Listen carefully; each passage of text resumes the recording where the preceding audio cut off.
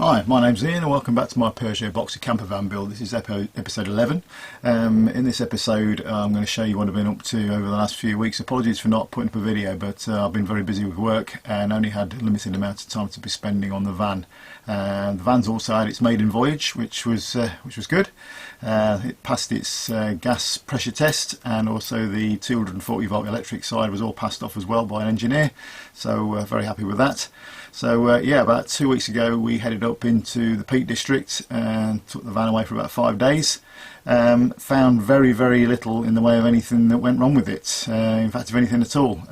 There's one or two things more to do with how we're putting things in cupboards and that type of thing.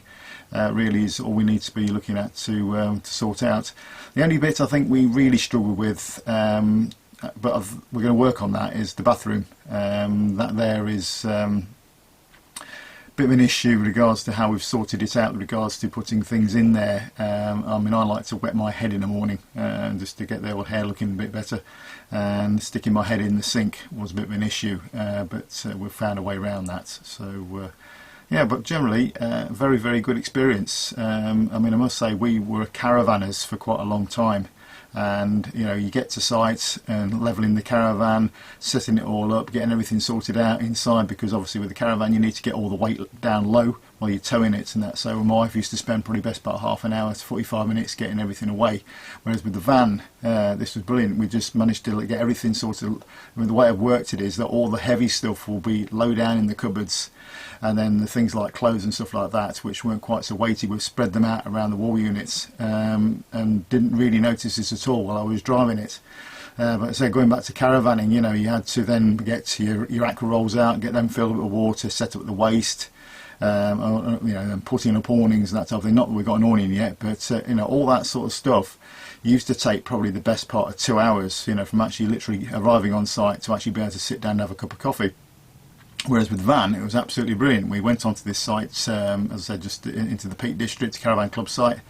Obviously paid our money, went and found our pitch, and literally within 10 minutes of finding our pitch and getting the van ready for putting the kettle on was 10 minutes. Absolutely fantastic. When I filled the underslung water tank up before I left home, probably not the most economical way of driving the vehicle, and might think of a different way of doing it, maybe have it partly filled with water so we can use some water if we need to on the way to where we're going. You know, carrying 90 litres of water up into the Peak District, which is quite hilly from where I live, so it probably wasn't the most economical way of doing things. But as I said, we literally pulled up on site, and because everything was ready to go, I got, you know, a full gas tank underneath the van. That was an experience which I might talk about in a different video. But yeah, absolutely fantastic. As I said, my wife couldn't believe it. As they were just literally pulled up there. I plugged in the electric cable. We got some levelling ramps. We had to level the van very slightly just to get it somewhere near you know, a more flatter position, because the actual the site had a little bit of a slope on it. So we levelled up. I said 10 minutes after pitching up, we were there with the kettle on. Absolutely brilliant. So I can fully recommend motorhoming to anybody who may be a caravaner and who's now considering moving over to a motorhome. I must say my wife was very dubious about it being caravanners. I've been caravanning since I was about 4, but I mean, actually as caravanners ourselves, we've been caravanning since 1992. My wife loved the comforts of our old caravan and was very reluctant to see it go, and wasn't quite sure exactly whether she would enjoy the motorhome experience as much as the caravan experience. But literally from the moment we pulled up on site, she went, "This is brilliant." So yeah, very pleased with that. Anyway, what I'll do is I'll just jump into showing you what I've been up to over the last few weeks with regards to the van, and then also what else I've got left to do. So yeah, come back to you in a bit. Right, down the bottom end here we've got the bed.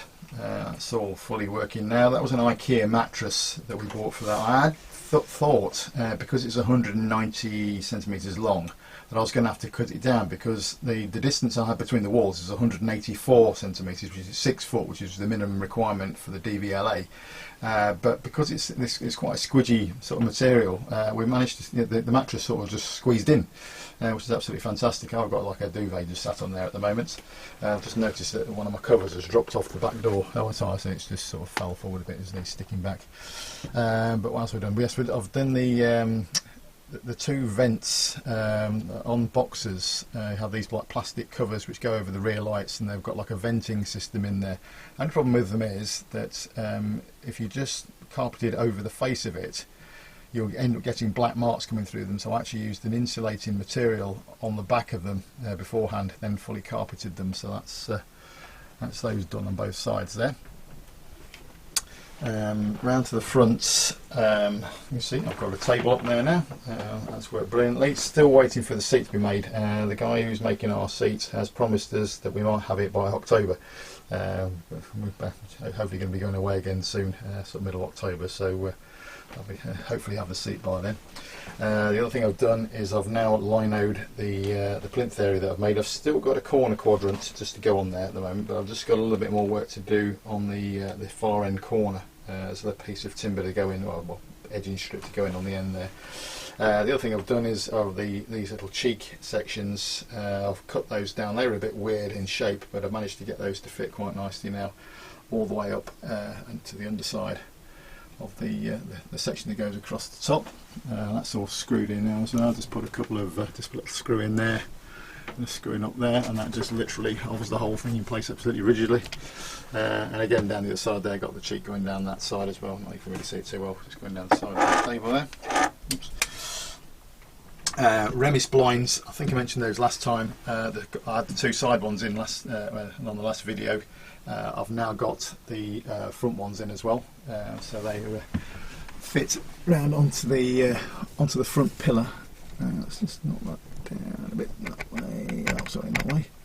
Make it a bit darker for you. So yeah, they just go across there. One good thing about these is, let's just try and pull one out to show you. Is they've got this little pop-in this section here, which I've got a reversing camera, and it fits round it absolutely perfectly when you push that section in there. Fitting the reversing camera is more or less goes in where you'd have a rear view mirror, and I made a little section with more plastic just to get the thing to fit to it. So that's the reversing camera on there. Oh yeah, the other thing about too is, let's go around this way.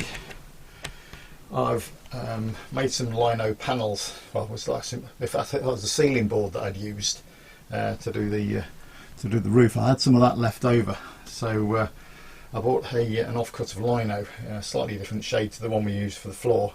I think it cost me about 20 quid, I think it was for it. And I've made these panels up. So that one obviously for the bottom there. Reason I've just used some screws on there rather than generally the panels when they come with a van. Because I've still actually got one of the panel or some of the panels left. They come with these plastic bungs which aren't reusable. So what I've done is I've used some self-tapping screws, which if I need to get this panel off, it's very easy to do so rather than trying to release these silly bungs, which you then have to replace, and they're not very cheap. Because behind there is all the mechanism for the door. So you've got cables and all sorts of stuff going through there. So obviously that needs to be got at if I need to replace any of the cables at any point for the release onto the door itself. The mid panel, that's like inset. I've got some 25mm Kingspan insulation behind, down both sides and across the top. And then we've then got the plywood that I use for the ceiling. That's behind there, and then the lino then stuck to that, and then again top panel, that one can be fully released as well, so if I need to get to any of the mechanism at the top there, that's going to be done. Other thing I've done, you might see, is I've now carpeted the communication centre. Also got smoke detector on there, the carbon monoxide alarm, got the fire extinguisher up. And I think that's probably about all we've got up to at the moment. As I say, we've got one or two minor jobs still left to do. I want to put some in these cupboards here. I don't even see too well, too dark. I want to put maybe one or two of them, put a shelf in, because I found that with the clothing, we're better actually if we had a mid shelf coming in, probably more or less about the height of where that batten is at the moment. So you can maybe put some lightweight stuff at the top, you know, socks and underwear, that type of thing, and then maybe t-shirts and that sort of thing at the bottom.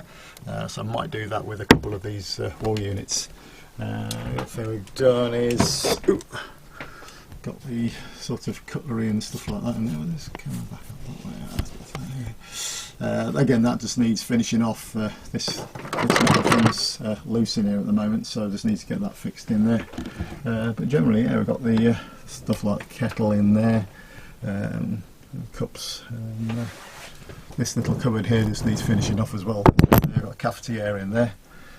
But yeah, generally it's working very, very well. I must say actually that these in here, these pull-outs trays that I put in here, absolutely brilliant. I mean, those things, we just literally the amount of stuff you can get in them. I don't want to see loose things in there at the moment, but as you can see, you get quite a lot of stuff in there. There's just some storage containers and stuff, which the missus will end up using. So, but yeah, it's worked very, very well.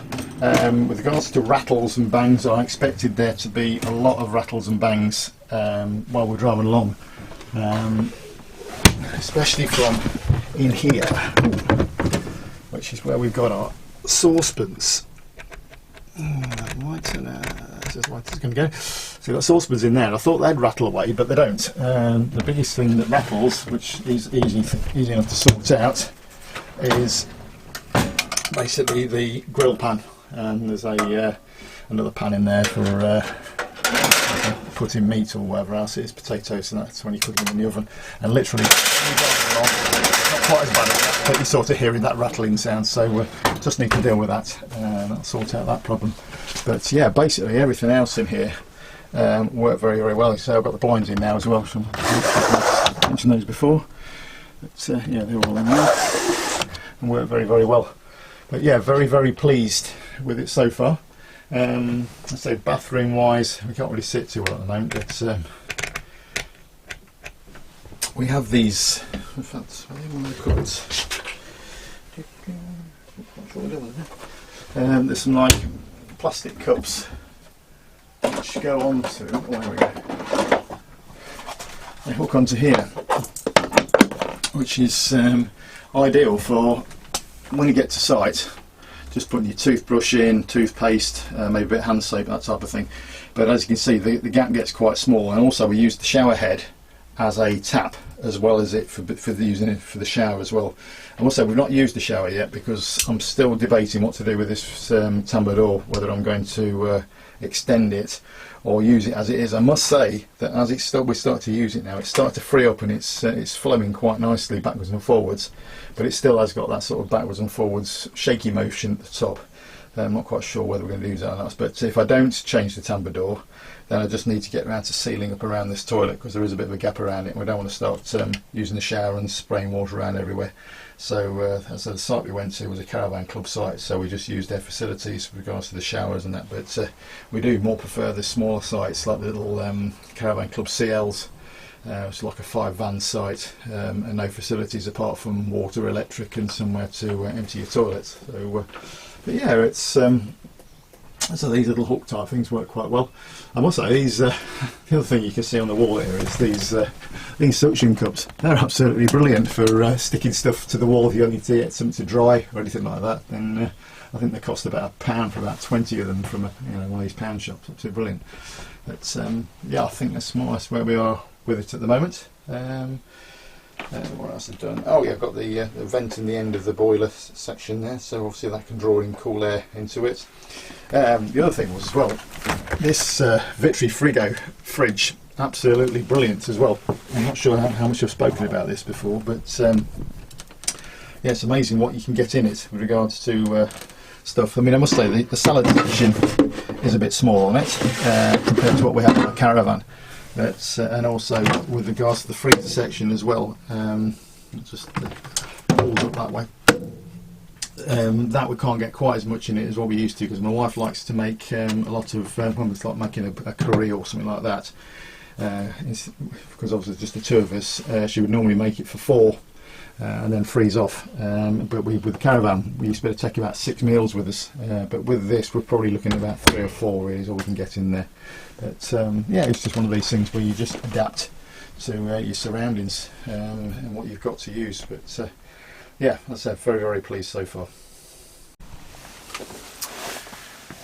So yeah, that's where we are at the moment. In the next video, I'm planning on doing a bit of a how much this van's cost to build, because I think a lot of people, they have this figure in their mind of how much they're going to buy, you know, to spend on their van, and how much it's going to cost them to convert it. And it's shocking how much extra money you need to actually budget for with regards to van builds.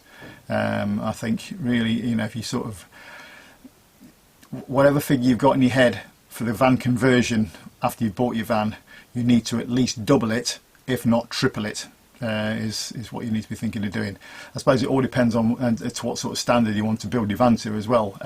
With this van, as I said, we've been caravanning for years, and basically my wife said to me, she says, I want a van that looks like the inside of my caravan did. So obviously that sort of upped the sort of the materials that we were buying with it, getting the actual proper furniture board, that type of thing. So you know, obviously you can do vans a lot cheaper by using, like you know, the timber cladding, the pine timber cladding. That's a cheaper way of building them and that. But so whatever figure you've got in your head, you need to be looking at least doubling it or tripling it. But in the next video I'll sort of go through the costs of this van build and give you an idea of the sort of money you might need to spend if you're considering doing this sort of conversion like I've done here. But yeah, anyway, that's the end of my waffle for today. If you like the video, please give it a like. Please subscribe if you haven't already subscribed to my channel, and I'll see you in the next video. Thanks very much for watching. Cheers.